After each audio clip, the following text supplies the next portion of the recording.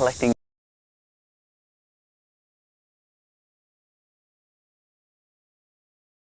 So they're a little bit hungry at the moment, and I know that because I looked in the window before, and here's a frame we've harvested recently, and they're not filling it up with nectar yet. So I can tell just by looking in the windows what's going on inside the hive to a certain extent. If I look in the window at the back, you can also see there's not a whole lot of honey. So today we're doing beginner beekeeping questions. So if you've got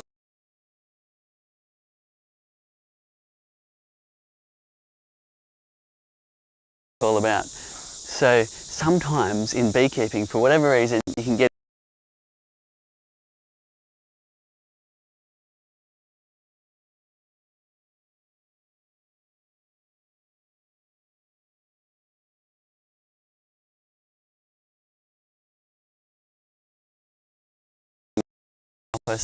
support, and she will read out those questions and we'll answer them as we go. So don't be shy, put them in the comments below. We'll get to answering those, and as said, if you know the answer, then help people get started in beekeeping. So while we're doing that, we're just having a little bit of a look at what's going on in the apiary. So you can see from the window at the back here that there's not a whole lot of honey. All I'm seeing is 2 cells of cells that are completely full and got their wax capping on top, but all that rest of the honey around it's completely disappeared. You can tell they're a bit hungry. These were full and they've actually eaten the honey away. They tend to pull the honey back from the extremities and also around their brood nest at the top when they're hungry. So we won't be harvesting any honey today, but if you do want to see what that looks like, dial back a few videos. We've got plenty of videos showing you how to harvest honey from your flow hive. Just while we're waiting for you to put your questions, let's just have a little bit more of a look around and see what's going on in this hive. So looking in the window in the side, in the center, if you look closely, you can see wax capping. And that's when the bees have filled up the cells with nectar, they've dewatered it, they're happy with the moisture content, and they've decided to cap it off and save it for later. And lucky for us, they save enough so that we can share some too. But if you have a look at the edges of the frame, if you go to the left of the frame here, you can see that the bees have actually uncapped them, eaten the capping away, and eaten away some of the honey in the frame, confirming our suspicion that the bees are a bit hungry at the moment, so it's not a good time to harvest. We'll wait till the nectar's flowing in again, and we can see that capping in the rear window and the sides before we go to harvest.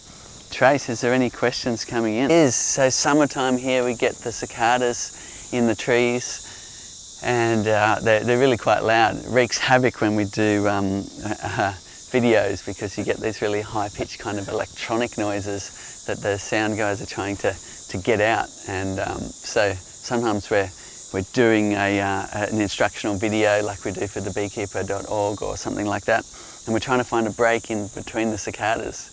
So there they go, you'll have to put up with that background kind of electronic buzz. Fantastic. Cedar, Matthew's asking, he's just building another hive and just wanting to know, when the flow frames arrive, do they need to reset the tension on them? He's just noticed that some of the frames have different tensions on them. Okay. The wires he's talking about on the flow frames. Yep. So that's our flow frames here. The way they're held together is with wires top and bottom, and they kind of form a bit of a bridge, if you like, to stop the frame sagging.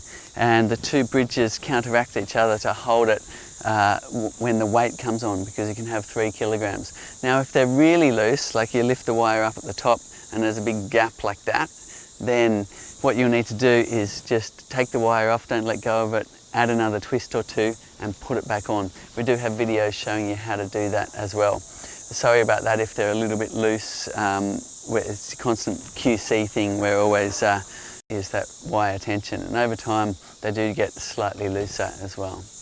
Great. Claire's in Perth, and it's pretty mild over there in terms of weather. Just wondering, do they need to use a hive mat in the winter time? Okay, so the hive mat really is kind of like an inner cover. So if you have a look under these roofs, we've got the inner cover here, which kind of replaces the hive mat. Whereas if you've been talking to a conventional beekeeper, so that's the inner cover there, then what they tend to do, if you've got what's called the migratory lid, which is just a lid that sits straight on top of a flat lid that sits up a bit. And typically what they do, look, there's a little hive beetle. This is the small hive beetle, bit of a pest. You've got to watch those levels if they get too high and trap them in the tray below.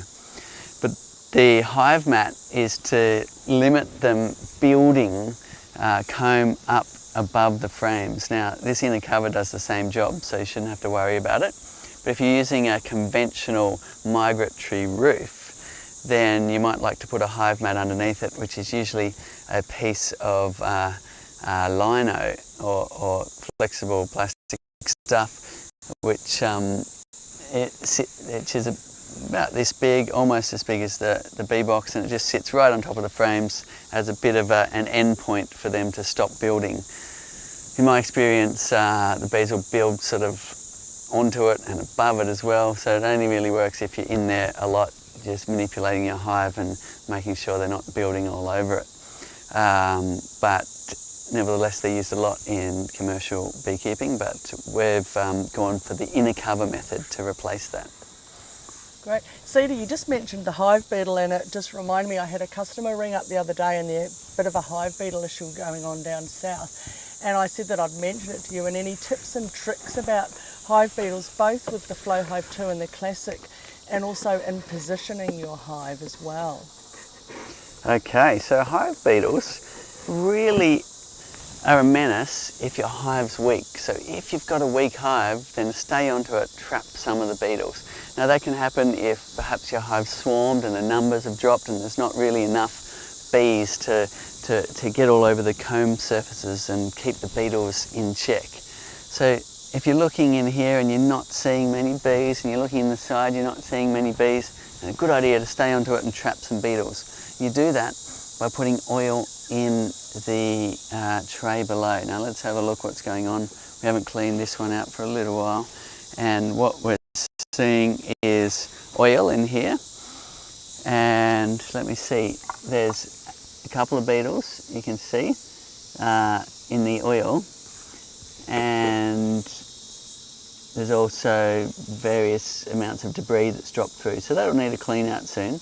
But you can see the little black things, like just here, are the small hive beetle that drown in the oil. The bees chase them down through the screen, and oil is quite effective in the tray below at trapping them. If you don't have our Flow Hive 2 base, there's other kind of hive beetle traps you can make or use. So, and we've got videos showing you how to. Right, thanks Cedar. Hopefully that helps a lot of those people down south as well who were calling in. So that's just cooking oil. Just use any cooking oil. You can use it used if you've made a batch of nice crispy fries, or you can just buy some cheap cooking oil and pour it in the tray. Just cover the surface, you don't need to fill it up, and then you'll need to clean it out every 3 weeks or so until you no longer need to trap beetles. Right, Cedar. Chris is asking, I think you were talking about it before, how do the bees take the water out of the honey? Okay, well, conventionally in the bee books and things, it says they do it by fanning. Now, what I've witnessed is it's more than just fanning to really de-water the nectar, because they've got to go, it's up in the 90% kind of range of water. They've got to get all the way down below the 20% to turn it into honey that will keep. So the things that happen are, even as the bees flying back from the flowers, I've heard that they'll even evaporate some of the nectar using their tongue by dribbling some of the nectar down their tongue as they fly. And also in their bodies, once they've got that nectar in their honey stomach, they're already starting to pull some of the water out of it. And then when it gets moved around the hive and passed from bee to bee, they're also taking some of the moisture out of it as well. If you have a close look at what goes on in the rear window view around the back here, we're not seeing it today, But sometimes when you've got this big nectar flow, you'll see droplets of nectar all around all these cells, and you'll actually watch the bees with their tongues moving those droplets around as the day goes on. They start off by spreading it around the walls of the cells and using some evaporation techniques to dewater it, and then they'll suck it up again, move it around and consolidate it. So it's a process of taking water out both in their bodies and with evaporative techniques, and consolidating it and dropping that moisture down below 20%, and that's when it will keep both in the hive in a capped cell, and that's when it's ready to also keep in your jar on the shelf. If you've harvested a bit early, then fermentation may occur. Great. Cedar, Katrine has just recently set up the new Flow Hive too, and was just wanting a question. The metal screen that goes into the base, just wondering, because it sort of faces out and they're in rural Victoria where it gets really, really hot, just wondering, does it get too hot for the bees to walk on, or is it okay? Okay, so what you're talking about is a little strip at the front. Let's have a look at that. So, as you can see, there is just a little silver strip of aluminium there on a downward slope, and that's just so that any water that hits it should go out rather than in. It doesn't work 100% because you can get into the situation where the water's blowing in the entrance with the prevailing wind, but it helps. And yes, it gets a bit of sun on it and it will warm up, but the bees are fine with that. They can really take a lot of heat, and so some people even use big metal kind of landing boards. In Australia, we live in a really hot area in summer, and it's common for beekeepers just to use a tin landing board that continues to become the base board. So your bees will be fine with that piece of aluminium heating up a bit. Great. Cedar, Philip's asking, just had one successful flow hive and would like to introduce another one. Can you explain the process? Is it possible to do it without to purchase a mating queen to set up a second hive?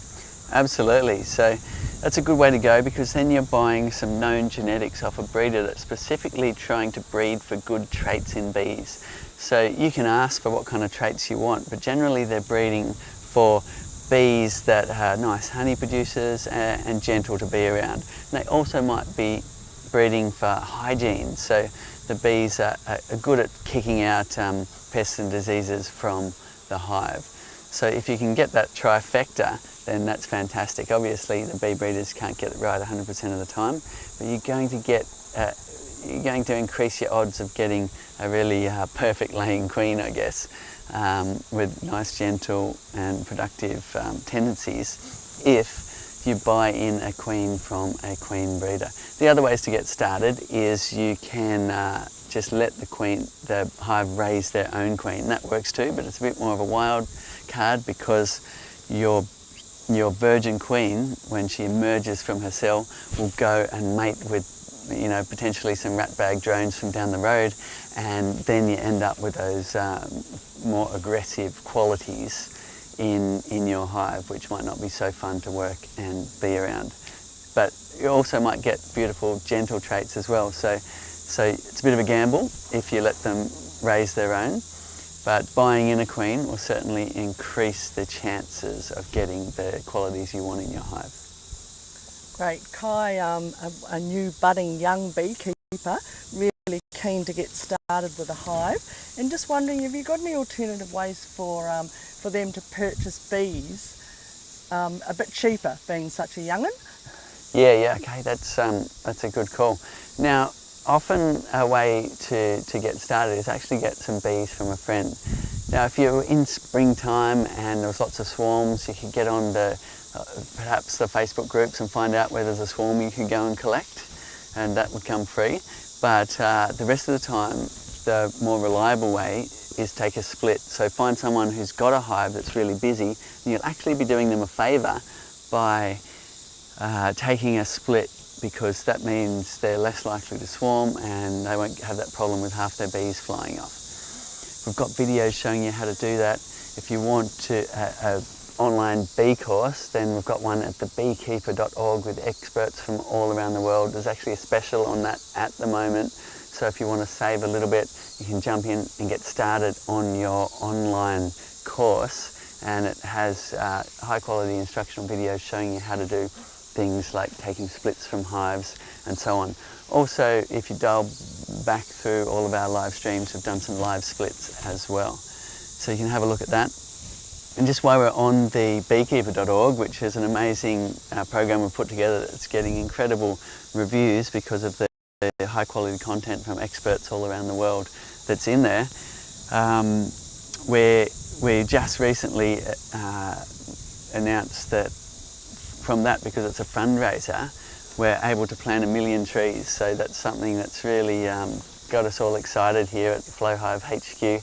We're really happy to be able to plant 1 million trees and create literally billions of blossoms for bees to safely forage on. And we're doing that in multiple countries, doing it here in Australia and all over the world, partnering with high quality regeneration workers who are planting those trees. So well done all of those who have taken the online beekeeping course at thebeekeeper.org, because it's helped fund literally billions of blossoms into the future, and that's exactly what we need in order to not only look after our European honeybees, but also the almost 20,000 native bee species that are also vitally important to the pollination that makes the world go round. So if you can, take a look at thebeekeeper.org. There's a special on at the moment for our online bee course.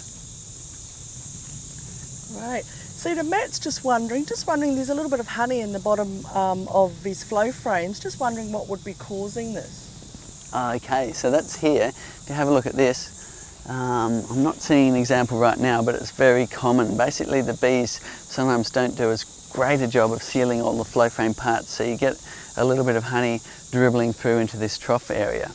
Now, normally that goes back into the hive because, dribble there, right?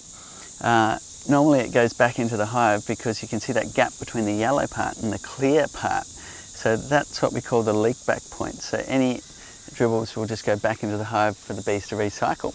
But bees being bees, they will block up that area, and that's when you'll see a bit of a build-up of honey. Now, if you pull the cap out and that honey tastes all right, then you can just let it go back to the bees. And how to do that is by unblocking that area there. If you've got our tube that goes with the frames to harvest, it's got a little tongue on it which automatically unblocks that each time you harvest, but nevertheless bees will block it up, as bees do block up everything. And so one thing you can do, if you don't have that tube with you at the time, is just poke this key in and unblock it, or a stick or a twig from the surrounding area. See that just down here, you just poke it in like that, and that'll unblock that area that's causing any dribbles to actually build up. Now, if that honey is fermented, then what you need to do is drain that away. So have a little taste of it. If it clearly tastes a bit fermented, then rather than letting it go back into the hive, put one of those clear tubes in and drain that away, and then replace the cap after that, and you can dispose of that fermented honey. And if you've really got an area, sometimes you get a bunch of gunk in there for whatever reason building up, just put a cloth, one of those kitchen cloths that are nice and fine, because you can't have it too bulky. Give it a bit of a go under the tap to get it wet, and put it in here like this, and just give it a little clean out. That's about all the maintenance you need to do to the flow frames while they're in the hive. Right. So Rebecca's just asking, just did an inspection on her brood frame and just noticed that heaps of bees spill out when she's inspecting it. And just wondering, got any tips on how to put them back in without squishing them all? Okay, so generally what you try and do is just leave the bees on the outside. They'll walk back in themselves. So they'll crawl all over the hive and they'll find the entrance again. So I wouldn't worry too much about trying to get the hives back in.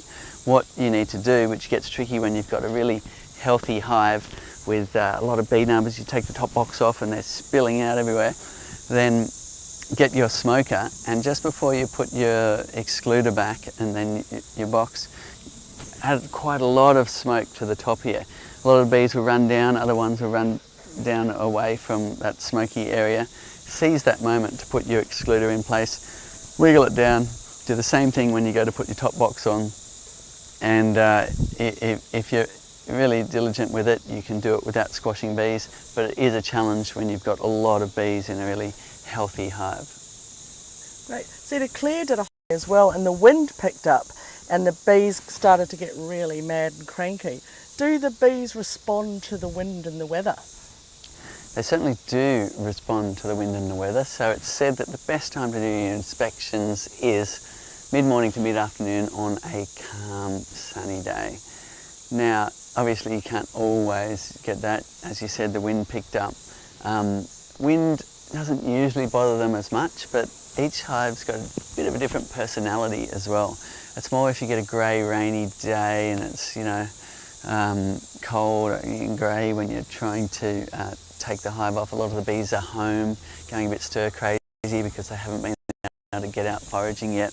That's when you get the grumpiest bees. So keep an eye on it. If they're a bit too grumpy to work with, then you'll need to go through a process of replacing the queen, introducing some new genetics, and 6 weeks later you'll have a more friendly genetics in your hive.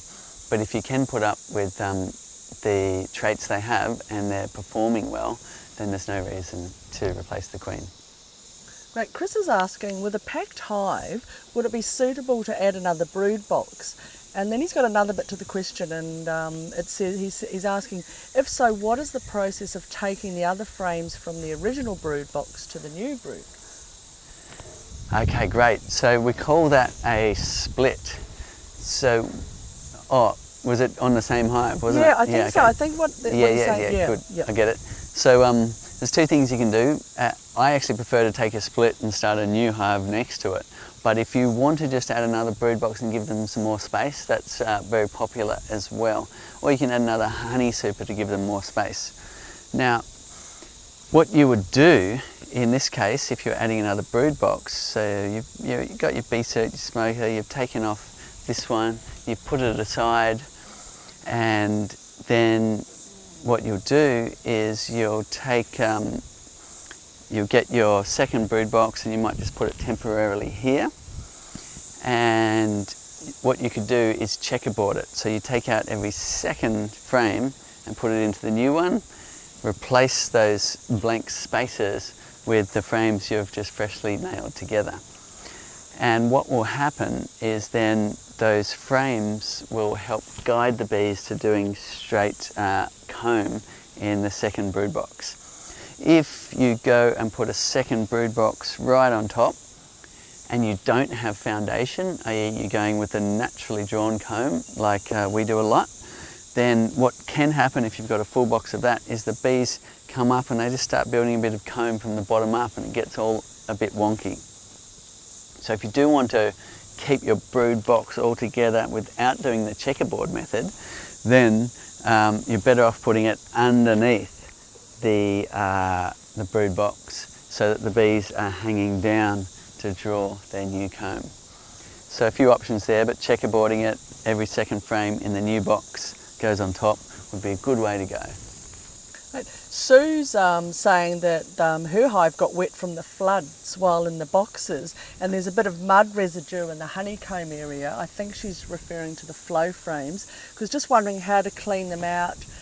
She's tried flushing it, that won't get it out, or will the bees just work it out themselves? Okay, a bit of mud residue, that's a bit of a flood issue. I have had some flood issues at home in the past with even had, sadly, one beehive floating down the river. The mud issues, I guess it depends a little bit on how bad the mud is in the frames, but if generally bees are pretty tolerant and they can work it out and they'll chew away at different obstacles in the hive and make the cells their own to use again. But if you find they're not doing that and there's a whole lot of mud in the frames, then you might need to remove those frames and get a water blaster or something to just blow all of that mud out and let it dry and put it back into the hive again for the bees to keep going. That question from the Blue Mountains, just wondering, do I need to move the flow, I think it's the super out in the winter time in the Blue Mountains, which is here in Australia? Okay, winter in the Blue Mountains. It even gets a tiny bit of snow there occasionally. So you probably could go either way in that locale. Your winter time is actually going to be pretty short. You're going to get some warm days through winter as well. So I would ask for local knowledge. Always good to ask for local knowledge. I haven't kept bees in the Blue Mountains, and so my guess is you probably could keep it in this configuration all year round, but it also might be a good idea to just make sure they have enough honey stores to survive that winter. You're probably going to get 3 cold months there in the Blue Mountains, and the bees need enough room, enough honey stores, because that's their energy source, that's their carbohydrates, to get them through that time without flowers. So that's an important one. In the really colder areas, which you probably could go either way there in the Blue Mountains, you might like to remove the excluder. And that's simply because when the bees have finished all of the honey in the downstairs department here, they will move up through the excluder, and the queen could be left behind and perish, not being able to keep warm and be fed by the other bees. So it's typical in the cold places to remove the excluder for the winter so the bees can then go up through the hive. And also in the cold places, it's typical to reduce your hive a bit. Now, we already have the hive in a pretty reduced state. That's how I like to run them. It's a bit easier, less frames to look through to find the queen, less gear to maintain, less gear to buy in the beginning. But in cold places, they often run conventionally. If you look at 5, 6, 7, 8 boxes high. So in those areas, they're going to reduce it down to something more like this configuration to survive the winter. And some say it's good to have 2 boxes of honey for them to survive those extreme places, like in Canada, where you've got many, many months of long, cold winter before the flowers come again. Got lots of good information on thebeekeeper.org from beekeepers who actually teach you how to overwinter in those cold climates. But as said, in the Blue Mountains, see if you can get some local knowledge on whether they reduce the hive and move excluders in that area. See, Rod's just asking, he's just got a small little 2mm split in his inner cover. Do you think this would be an issue? Okay, typically a split in the inner cover, they would, the bees will just block up, so it shouldn't cause any issue. And if the bees are getting through it, then they're only getting into this roof area anyway. And you'll know about that because they'll probably start building some comb up there.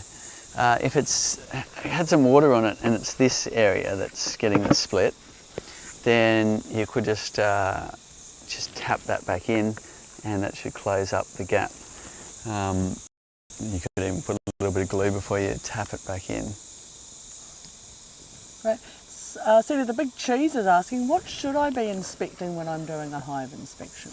Okay, that's a good question. So when you do your first hive inspection, I think what you're mainly looking out for is the presence of a queen. So don't try and do everything at once. Don't try and beat yourself up if you don't spot the queen. You probably won't for a long time. It's getting your eye in, feeling, I guess, or building the confidence and competence of doing your inspections. So when you first do them, just pull a frame or 2 out, marvel at the world of the bees, and then just put them back in again.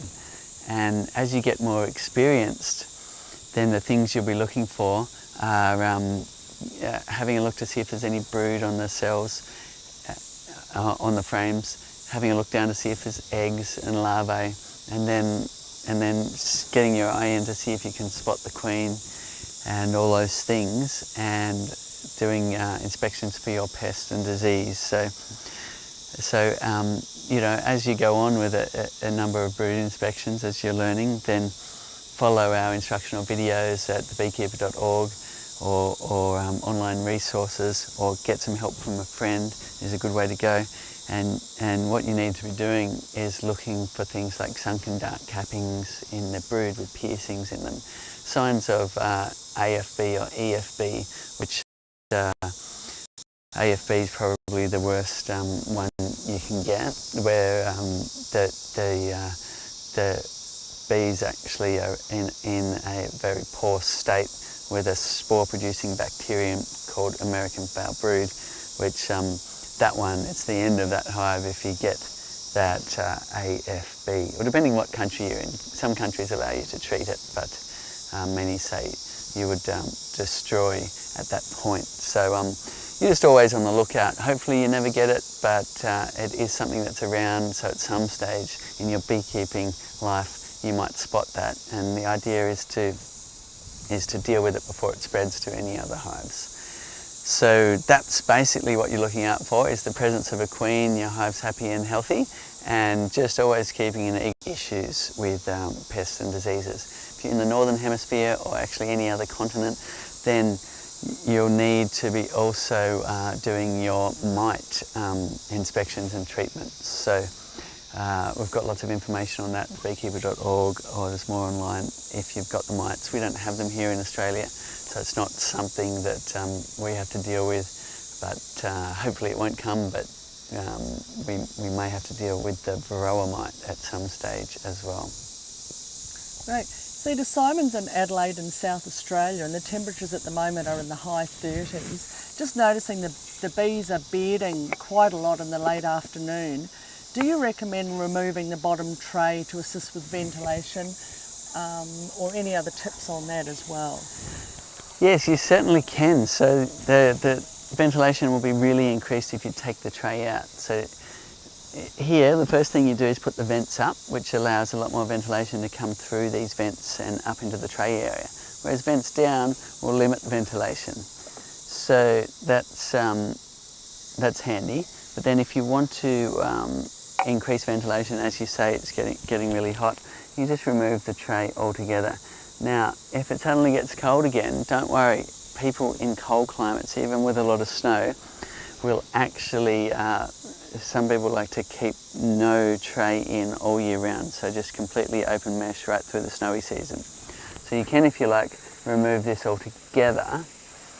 And if you have a look under here, let's just poke the camera up and have a look under the screen up at what we're talking about. So there's a aluminium screen that we've cut slots in that allows the bees to actually get a lot of ventilation. Also to take beetles through, and you can see their little antennae poking through, and you can even see a few beetles that have chased through this screen as well. So that works quite nicely to catch beetles, to provide ventilation when needed, and also to count the varroa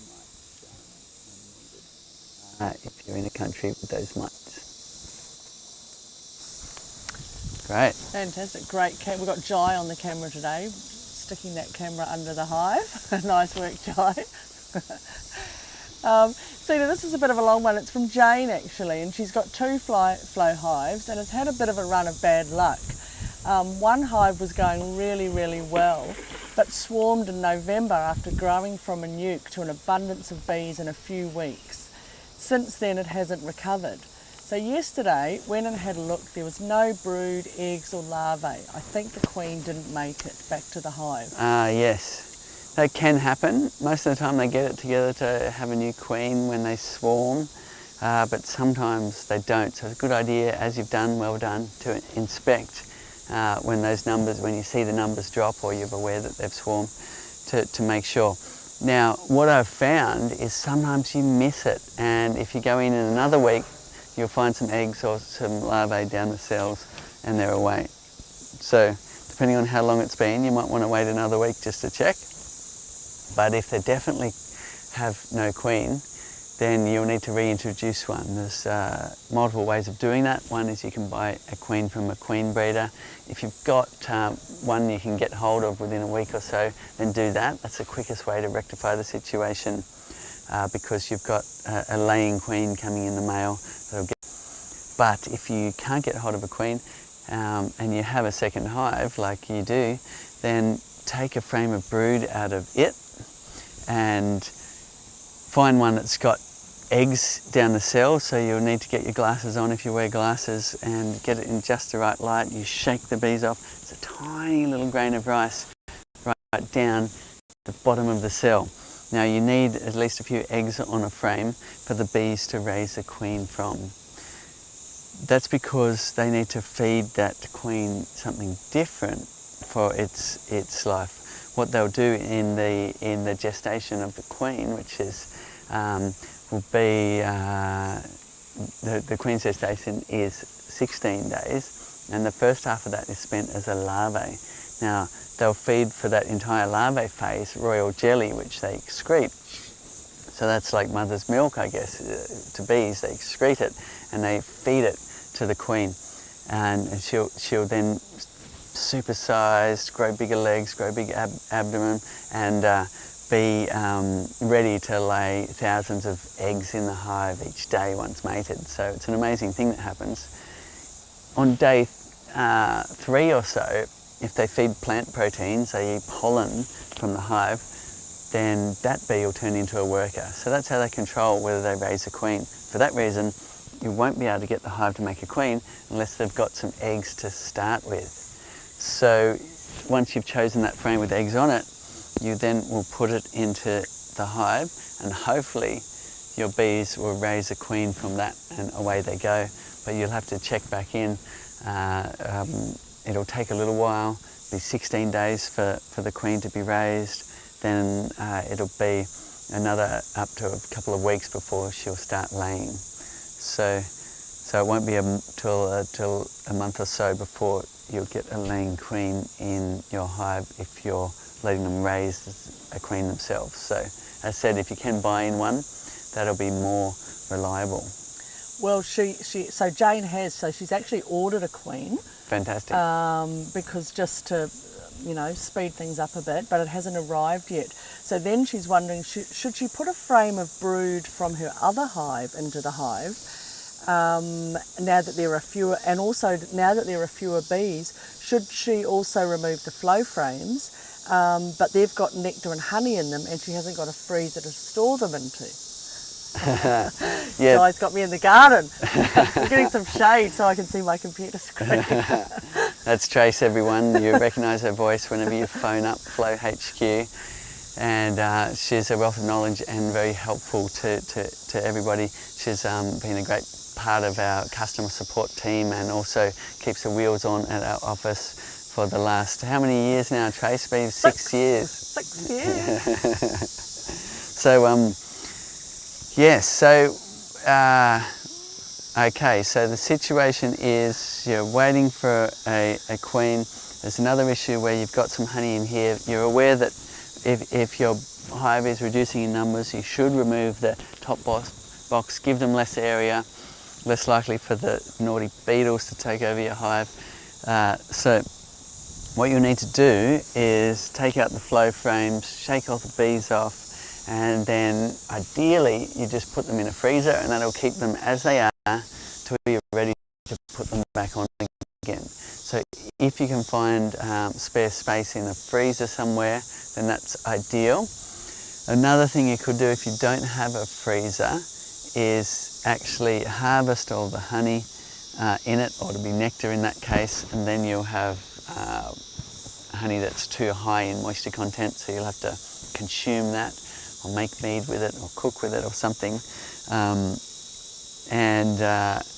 What you do then is you would harvest and then just let the bees then eat.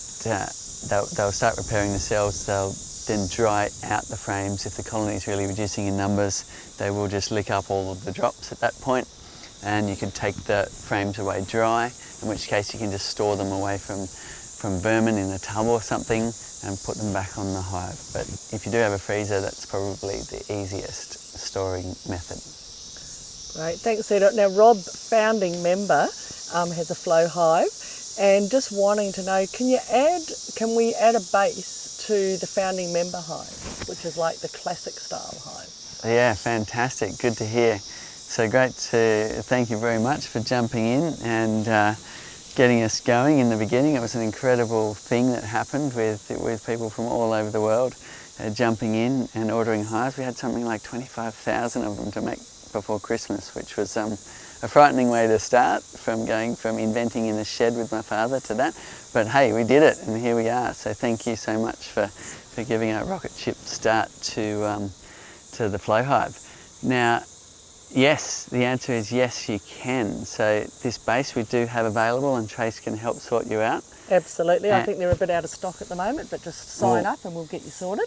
Okay, so you can just put it under your hive and then take advantage of the extra wings and dings, like the pest management tray down the bottom and the adjustable legs and the ant guards here, which we're clearly not using at the moment because the foliage is touching the hive. So if you are using those ant guards, you'll need to cut back the foliage here. This garden's going crazy here in the summertime. We've had lots of rain, looking beautiful, but you will need to trim it back if you do want those ants not to walk up. But the ants come and go, so at the moment they're not a problem, so we don't care about it. Can you explain what the ant guards do for people who don't know? So the ant guards, they're just a barrier, right?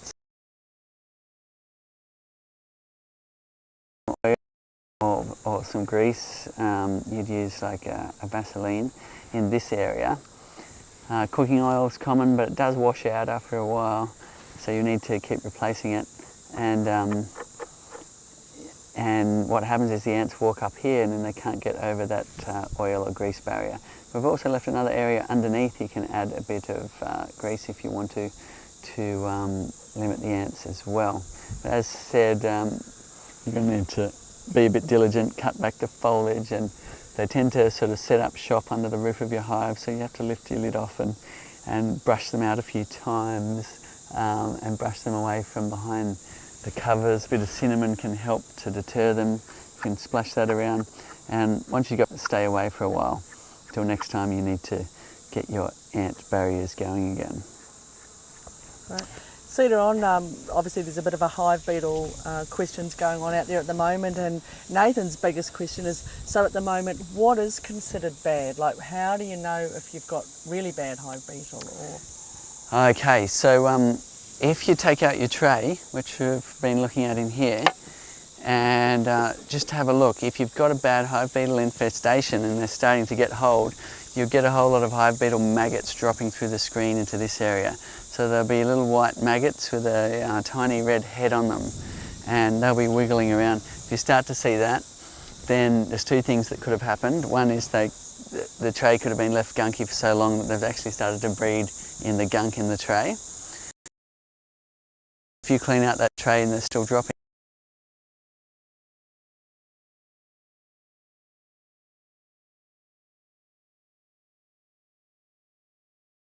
through the screen into the tray area. So if that happens, you're about to lose your colony unless you act quickly. So what you will have to do is take off the top box, go through that process we were talking about earlier of storing that. Then once you've gotten in here, assess the situation. If the frames are all covered in slime and beetles and maggots, then it's too far gone. That up, and with a hot hose and things like that, and introduce a new colony.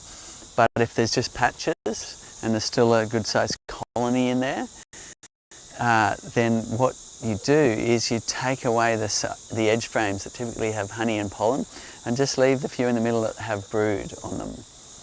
And that will give your bees the best chance they've got. The colony can be all over it and help keep the hive beetles in check. The problem comes when you haven't got enough bees to really get over all the frame surfaces and keep the hive beetles in check. And I've had success with that a few times where I've noticed the hive beetles get hold. You take away the honey and pollen from the edges, which they really love to lay in, and nest with their brood nest, build up and expand from there again. Now, if you're talking about, that was, I guess, an extreme case where you're just about to lose your hive. But typically, if you just happen to notice lots of beetles, that's pretty normal, especially in those humid areas like this is. So here we are, we've got, speak of hive beetles, we've got one running around just here in front of my finger. We just, here you go, come back down here so we can see you. There it is there. It's little black round beetles, right? I'll just put this in my hand. It's upside down there.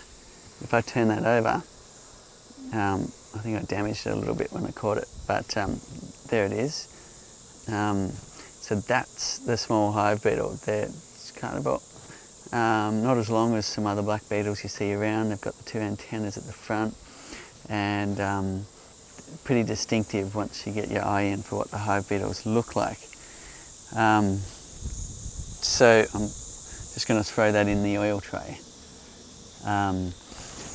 Now, if you see a lot of beetles and you lift up the inner cover and beetles run everywhere, then that's actually pretty typical for around here in this area. Then what you do is you just activate your pest management tray or any other beetle catching methods you'd like to. Add enough cooking oil just to cover the surfaces of the tray, and then put that back in, and you'll clean that out every 3 weeks or so, and you should catch a lot of beetles. Sometimes you catch hundreds and hundreds of beetles on the first day, so that will really help reduce the beetle numbers. Works quite well. We've got another one on Joe's bee veil just behind the camera. There we go. So here we are. The bees are taken to the air. That one's alive and well. Look at that run around. Little beetles. So yeah, I generally do nothing about it until the hive's weak, or I see an infestation happening with maggots falling. Where do the beetles come from, Cedar? So the beetles live in the ground. Well, their larvae stage is actually in the ground. So some people actually put some tin or something so that when maggots do drop out the front of the hive, in this case they'll drop into here and into the oil, which is good, and they can die in the oil. Or if you've got a tray full of beetles and maggots that are still wiggling around, you can just put a bit of water in there, because their larvae stage is in the ground. If you've got a compost, typically that's a great spot for beetles to breed. My compost at home has thousands of small hive beetles in it, and the hive I've got closest to that compost heap really gets a lot of beetles. It doesn't really bother the hive because they're nice and strong, but nevertheless that one just gets so many beetles and I can trap a lot of them. So yeah, I have heard of things like nematodes and things you can get to help reduce hive beetles in your compost and ground and so on. If you know more about that, please chime in. Great, wow, the questions are flying in today, Cedar. Yeah, some great questions. I know, there are. And there's never a simple answer. There's always a long-winded answer to all things beekeeping. So thanks for tuning in. Sarah's asking, just wondering, she's thinking a hive might be queenless, but there's several queen cups that seem to have rough edges. Does this mean that they have raised a new queen? Okay, well done, you're really getting your eye in. If you see queen cups with rough edges, that means that a queen has been raised in there and she has chewed her way out, and that's why it's got a rough edge. So that means a queen has emerged from that cell. So typical for a hive to do that from time to time. They raise another queen, perhaps to challenge the existing queen, perhaps to replace the existing queen. Might be emergency, they might be preparing to swarm. So all of these reasons they'll be raising queens. So it's quite normal to find a queen cell from time to time. In the springtime you might find a lot of them, and beekeepers will use them when they find them to split when they're creating their splits. So that queen, it sounds like she has emerged out. Now, something else could have happened. When a queen is in her cell and she's fully formed, about to emerge, then the queen that's in the hive will make a tooting sound or piping sound, and the queen from inside her cell will call back. And that allows the queen to find her, and quite often she'll then sting her through her queen cell. So the other thing that could have happened is she might have been killed before she was able to take on the hive and challenge. So yeah, generally the bees are all over it. They know what they're doing and work out what they need to do. They'll replace the queen when she's too weak to really lay enough eggs and so on. So if you don't know what you're doing yet, then just leave those queen cells and just let the hive manage it, and generally they'll do a good job of it. Right, this is a good one from Waleed, just saying the super cells look like they've shifted, so 80% look like they're in line and capped on his hive, and 20% look unfilled, like in a different position. Yes. Just wondering, does he need to reset it or just leave it? Look, the bees won't be able to use that area of the frame. If it's sitting really like that, then the bees won't be able to use it. And over time they'll put a lot of wax in there just to kind of block it up. And that area of that frame will become not a functional part of the honeycomb storage. Not a big deal, I guess. They've got the rest of the frames, but to fix it, first point of call would be to put a key in the top and turn it and see if they move. If they've been like that a while, they probably won't. Now, so what you'll need to do is remove that frame from the hive, put a key or two if you've got them in the top slot, turn them, and then put that in the sun, ideally in a black plastic bag, and those frame parts will come down into position. You might like to harvest the honey first, or you get a bag full of honey at that point. So you've got those stuck cells, you've harvested, you've still got those stuck cells, a couple of keys in the top slot, black plastic bag in the sun, and within half an hour or an hour those parts will all just sink back in. The frame goes back into the hive and away it goes again. So it's a good way to get them to function. Now the most likely reason why this has happened, well, there's two reasons. One is you just started your hive and didn't go through the process of resetting them before the bees started to work them. So generally we put the box on and we reset all the frames, make sure all the parts are in the right spot, and away the bees go. If you've forgotten to do that, some cells could have moved in transit and they're sitting up. But the more common reason is when you've finished harvesting, you've done a quick close and your frames just bounce back a bit. There's enough wax and propolis in it. So let's say you just finished harvesting the cell, you put your thing in, you gave it a bit of a close and you moved on to the next one. Now, a section of that frame might have just bounced back up again because there was enough wax and propolis in it to provide resistance. And that'll be the reason it was sitting up. So for that reason, we recommend on closure,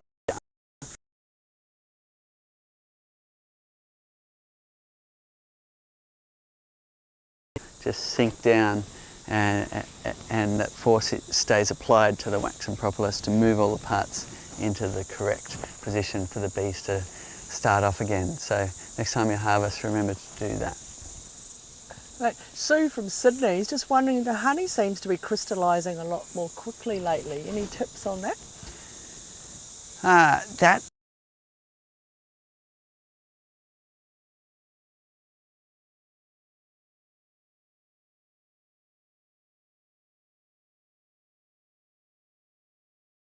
When that nectar source that's more prone to it comes in. So we have one here, the paperbark, which typically flowers anywhere from autumn through to spring, and when the rains come it tends to flower. Now that can candy quite quickly, especially if you get some cold nights, and it can even start to candy in the frames, typically the edge ones that get a bit cooler. So if it's partly candied, it'll come out okay.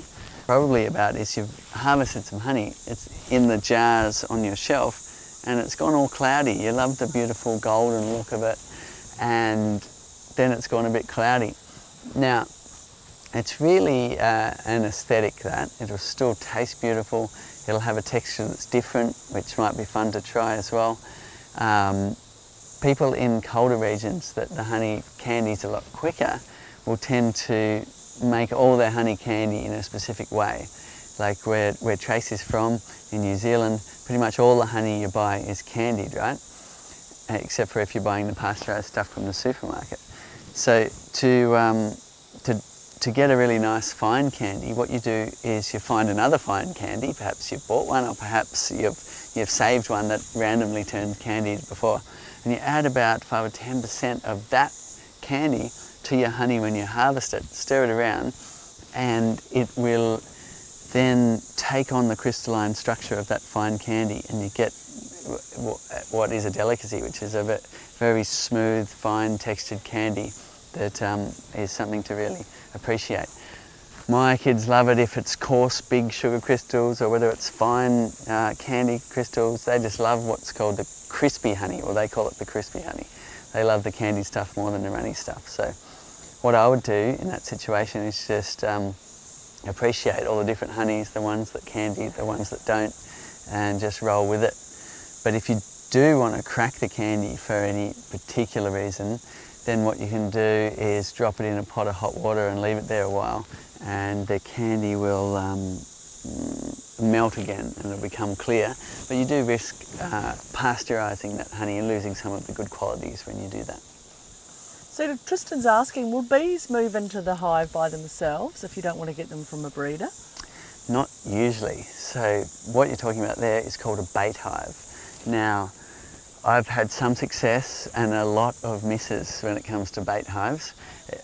So in the springtime, bees will often be swarming, and that's the time to do what's called bait hives. You typically start with the bottom box, just a brood box, and you might even just nail a flat board on the bottom to make it nice and dark in there, and a roof on top. And you put that 6 to 12 feet off the ground, a few hundred metres from existing hives. You could also put some lemongrass oil in there in a Ziploc bag with a pinhole that mimics the scent of a queen, or you could put a product in there called Swarm Commander, and that might help as well. And what you may find, if you're lucky, is a swarm will move straight into that hive in the springtime, and you can get going. But typically they won't. And much more reliable way to get going is to buy what's called a nucleus off a bee breeder, or take a split from a friend, and you can get going and get started like that. I'm just going to put my hat on. It's a little sunny out here. It is. It's getting hot out here. Cedar, Melissa's asking, and it's interesting, I've had a lot of people ring up this week on the phones asking the same question. Can I put a flow box on a regular Langstroth hive? You can. So we sell what's called a flow super, which is a set of frames. So you can either buy just the frames, which you can see here, and we've got instructions on how to get a regular box and cut the apertures in to seat your frames in. Or you can buy the frames and the box to go with it, and that can sit on top of a regular Langstroth hive, bearing in mind that there's two main sizes. This is the 6-frame one, fits with the 8-frame Langstroth, i.e. there's 8 brood frames in here. And if you go to the 7-frame over here, Trace is near one there, you can stay there. There's a 7-frame, and that fits the 10-frame, the larger size. So they're the two common Langstroth sizes. There's another 10-frame there, and there's a few more. So basically, just make sure you're getting the right size when you order that. Beekeeping sizes differ a little bit, so you expect that it won't match perfectly, but it'll be close enough to add to your existing hive. Right. See, Cody's after a few tips. Just had the bees for over 2 months, and they just seem to have slowed down, and and he's still got 2 empty brood frames and still no comb. Also been dealing with a little bit of chalk brood. Any tips on sort of boosting numbers?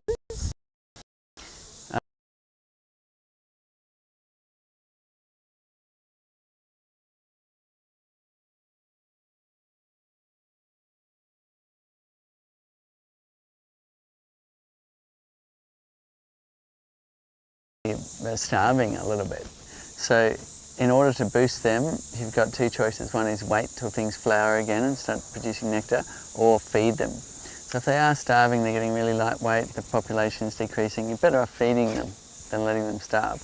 And to do that, there's lots of ways to do it. You can make bee feeders, feeding just a simple, use white sugar, not raw sugar. Make up a syrup, put it in a jar, a couple of nail holes, or a bunch of nail holes in the lid, turn it upside down on the inner cover. So you take out this inner cover here, and that can be a good spot to feed those bees through. So you just give that a little bit of a twist, open up that, and that can be a quick way to make a feeder to get your bees going. But there's lots of feeders you can buy, there's ways you can make more elaborate feeders as well. We've made a few videos on that in the past. And just feed your bees up a little bit. Now if you're trying to breed for, trying to feed to stimulate the queen to lay more, then you'll make what's called a thin syrup. If you look up that thin syrup, it'll tell you how to make it, and it will just simulate nectar, and the bees will go, yahoo, there's nectar coming in, let's lay some more brood, and that will increase numbers. Getting back to your original question, chalk brood will slow your bees down as well. So if you've got a bit of chalk brood, then the first thing I would do if your hive's not in the sun already is move your hive into a sunnier position. That way you'll get less pathogens like chalk brood developing in your hive. And another thing you could do if all of that's not helping is replace the queen. That can often be a good way, get a more hygienic virile queen in there and they'll kick out the chalk brood and away they go. Great, I love it. We've got someone who's tuned in from Iran this morning, which is pretty amazing. Amazing. But, yeah, and also wondering, can you produce royal jelly? Or how do you do that? So, it's not something I've ever done, is collecting royal jelly from bees. So if you know the answer to that, chime in on the thread below. Royal jelly is what the bees excrete to feed to all the larvae in the first 3 days of their life, and they'll continue to feed it to a larvae if they want to turn it into a queen. So it's got products in it that will supersize a worker bee into a queen bee. She gets a longer abdomen, bigger legs. She gets amazing abilities to lay a couple of thousand eggs a day. She can last for 6 years instead of 6 weeks. Humans have jumped on that and gone, wow, this must be amazing stuff. We want to harvest some and take it too. But it's not something I've ever done or familiar with. Great. God, just sitting in this garden seat and we're doing the billions of blossoms, I can't tell you how many beautiful little pollinators there are whizzing around these flowers.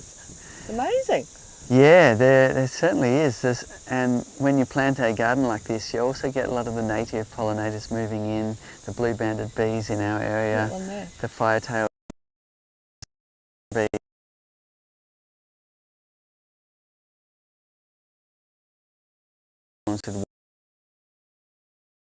Wasps are friendly to bees, which is lucky. And but yeah, around the garden you'll see all sorts of things.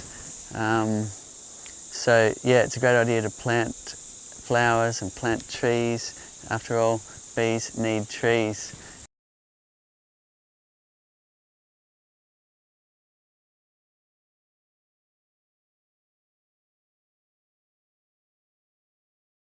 Thank you for all of those that are enjoying that bee course. It's really helped fund literally billions of blossoms to come. We're all pretty excited about getting going on that project, planting in multiple countries to create billions of safe blossoms for not only the European honeybee but all of the myriad of native bee species that really need flowers to pollen from and to stay alive, and who knows, we might help save some of them from the brink of extinction. So thank you all of those that are tuning in. We're going to wrap it up now, and if you've got more questions we will get to answering those slowly in text. So thank you for all the great questions. Tune in again, same time.